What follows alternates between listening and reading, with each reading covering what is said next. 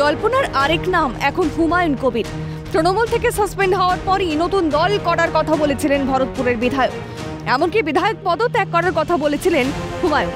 তবে বাবরি মসজিদের ভিত্তিপ্রস্তর স্থাপনের পরদিনই রীতিমতো পাল্টে খেলেন তিনি। পরিষ্কার জানালেন, মানুষের সেবার জন্য বিধায়ক পদ ত্যাগ করবেন না, বরং আরও ভালো কাজ করবেন তিনি। বহরমপুরের তৃণমূল সাংসদ ইউসুফ পাঠানকেও কটাক্ষ করেন। হুমায়ুন শাসকের অন্দলের কোন্দরকে আরো উস্কে দেন।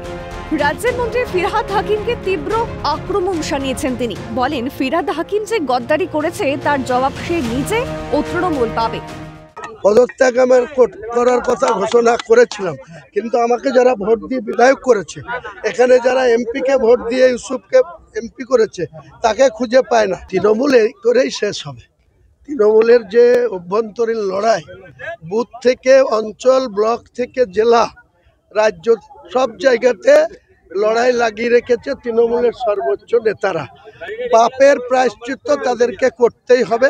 আর আমার সঙ্গে যে গদ্দারি করেছে ববি হাকিম, তার জবাব ববি হাকিমও পাবে, তৃণমূল পার্টিও পাবে। ব্যক্তির স্বার্থে কেউ যদি মনে করেন এই সমস্ত কাজ করবে, তার দায়িত্ব তারা নিজেরাই নেবেন। রাজ্যের মানুষ জানেন, উন্নয়নের কাণ্ডারি মা মাটি মানুষের সরকার। এবার কয়েকজন তাদের ব্যক্তির স্বার্থ নিয়ে, প্রত্যেকেরই স্বার্থ, ব্যক্তিগত স্বার্থ যদি মনে করে তাতে এই সমস্ত কাজ করবে, তার দায়িত্ব তারা নেবেন।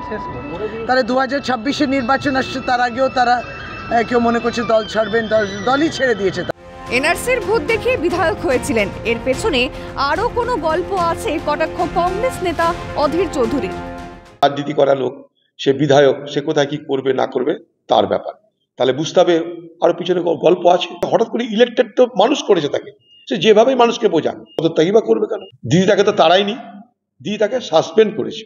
সে বড় মনের কাছে হয়তো আবার কিছু আশা করা যেতে পারে। হুমায়ুন নতুন দল গড়ার পেছনে কার প্রশ্রয় রয়েছে সেটা দেখে নিন। দাবি সিপিএম নেতা সুজন চক্রবর্তী। হুমায়ুন কবির বলেছে ফিরহাদ হাকিম বেইমানি করেছে, ফিরহাদ হাকিম বলেছে হুমায়ুন কবির গদ্দার। কিন্তু হুমায়ুন কবির ফিরহাদকে বেশি চেনে, ফিরহাদ হুমায়ুনকে বেশি চেনে। ওদের নিজেদের ঘরের গল্প। তৃণমূলের নেতা, তৃণমূল থেকে বিজেপি তৃণমূলের নেতা। আমাদের হুমায়ুন কবির একটা নাকি নতুন দল গড়ত, অসুবিধা আছে।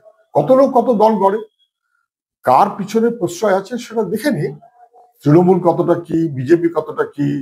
মুখ্যমন্ত্রী নিজে সরকারি পয়সায় মন্দির তৈরি করার প্রকল্প করার মধ্য দিয়ে পশ্চিমবাংলায় এই রকমের কাণ্ড কারখানার সুযোগ দরজা খুলে দিয়েছে। এটা পুরোটাই নাটক, কটাক্ষ বিজেপি নেতা তরুণ জ্যোতি তিওয়ারির। উনি যেটা করছেন সেটা তো মমতার আদেশেই করছেন। তৃণমূলের হচ্ছে সাসপেনশন, আরাবুল আগেও অনেকবার করেছিল, আপনারা জানেন।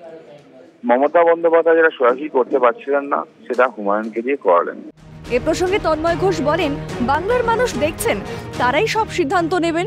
যিনি মঞ্চে উঠে নৈতিকতার পাঠ পড়াচ্ছেন, তিনি নিজেও নৈতিকতা বজায় রাখবেন, দাবি তৃণমূল মুখপাত্রের। তিনি এ ব্যাপারেও নৈতিক অবস্থান নেবেন।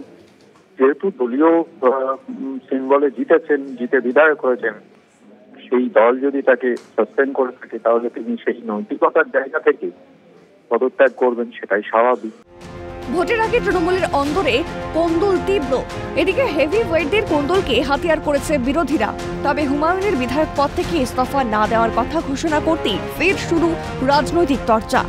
কেন আচমকাই ভুল বদল করলেন হুমায়ুন কবির, তা নিয়েও উঠছে প্রশ্ন। মুর্শিদাবাদ থেকে মৃন্ময় গোস্বামীর রিপোর্ট, ক্যালকাটা নিউজ।